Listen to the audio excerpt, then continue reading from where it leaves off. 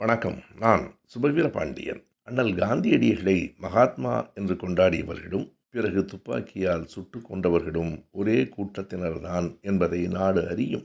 ஏன் அப்படி ஒரு மாற்றம் நிகழ்ந்தது? அதற்கான காரணம் அண்ணல் காந்தியடிகளிடத்திலே நிகழ்ந்த சிந்தனை மாற்றம்தான்.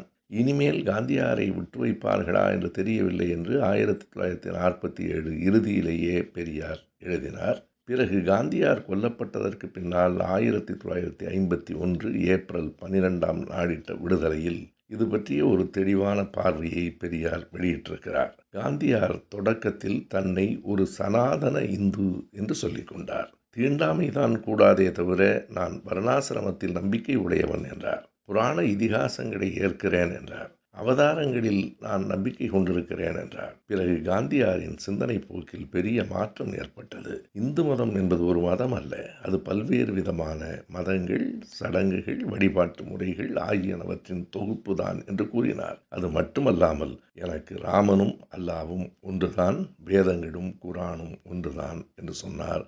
அங்குதான் அவர்கள் துப்பாக்கிக்கு வேலை வந்து சேர்ந்தது.